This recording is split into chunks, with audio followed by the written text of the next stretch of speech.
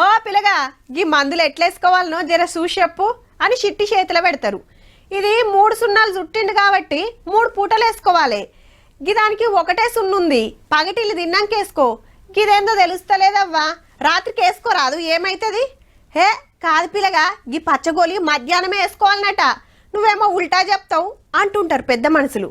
మరి ఇప్పుడు గీ ముచ్చట దేనికంటే, ఓరి వారి ఏం రాతరా ఇది? నువ్వేమన్నా డాక్టర్ అనుకుంటున్నావురా? బ్రహ్మగీత డాక్టర్ రాత ఒకటే రాని జోకులేస్తుంటారు. అవు మరి అవి మందుల పేర్లు రాతలో గీతలో అర్థం కాకుండా బర్ర గీకుడే గీకుడు. డాక్టర్ సాబ్ ఏం రాసిండో సమజ్ గాక నెత్తెంటికలు వీక్కునే పేషెంట్లు కొందరైతే అంత పెద్ద చదువు నాకేడొస్తుంది అనుకునేటోళ్ళు ఇంకా కొందరు. ఎంత రేంజ్ లో అంటే మరి సోషల్ మీడియాలో ప్రిస్క్రిప్షన్ అంటే పెన్ను రాయట్లేదని చెప్పేసి గీకేస్తూ కూడా అడుగు మెడిసిన్ అనుకుని ఇచ్చేలాగా అట్లాంటి జోక్స్ కి స్కోప్ ఇవ్వకూడదు డాక్టర్స్. ఆ డాక్టర్ కి అర్థమవుతుంది అని చెప్పి, ఆ పక్కన మెడికల్ షాప్ అతనికి అర్థమవుతుంది అని చెప్పి మామూలు లెటర్ రాస్తే కూడా ఈ లెటర్ మీకు అర్థం కావట్లేదు కదా, ఆ మెడికల్ షాప్ పోండి ఆయనకు అర్థమవుతుంది అంటారు. పేపర్ మీద పెట్టిన పెన్ను ఎత్తొద్దనే రూల్ ఉన్నట్టే కోడి గెలికినట్టు మందుల చిట్టి రాస్తే ఒక్కొక్క పరి మెడికల్ షాపులకి అర్థం కాదాయే. అగో గట్ల కావద్దని మందుల పేర్లు వివరంగా రాయాలి, అక్షరాలు తెలవాలి.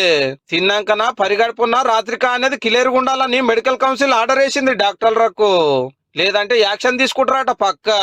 కాదంటే కంప్యూటర్లో టైప్ చేసిస్తే ఇంకా మంచిది. ఎందుకంటే కొన్ని సందర్భాల్లో మేము చూస్తాము డాక్టర్స్ ప్రిస్క్రిప్షన్ ని వాళ్ళు తప్పుగా భావించి ఒకదానికి ఒకటి ఇవ్వడం జరుగుతూ ఉంటుంది. అర్థమైతే పర్లేదు సార్, లేకుండా అంత ముందు ఏమి తెలియదు ఏం తెలియదు సార్. గూగుల్లో కూడా చూసుకోవచ్చు, కానీ మమ్మల్ని సర్చ్ చేయడానికి ఆ పేరు కూడా అర్థం కావాలి కదా. వాజివే మరి అంతంత పెద్ద చదువులు చదివిన డాక్టర్లు గిట్లెందుకు రాస్తారా అని అడిగితే, బాగా వేగంగా రాయడం అనేది ఒకటి. ఎగ్జామ్స్ లో 3 గంటల్లో కనీసం 50-60 పేజీలు నింపాల్సిన అవసరం ఉంటుంది మెడికల్ స్టూడెంట్స్ గా ఉన్నప్పుడు.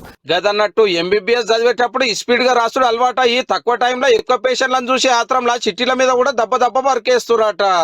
పని చెప్పున కావాలనే మీ ఆలోచన మంచిగానే ఉన్నది కానీ ఏదో అనుకొని ఇంకేదో మెడికల్ షాపులకి ఇస్తే మీ రాతలు చేయబట్టుకే మా తలరాతలు మారేటట్టున్నాయి. జర పైలం సాలరు.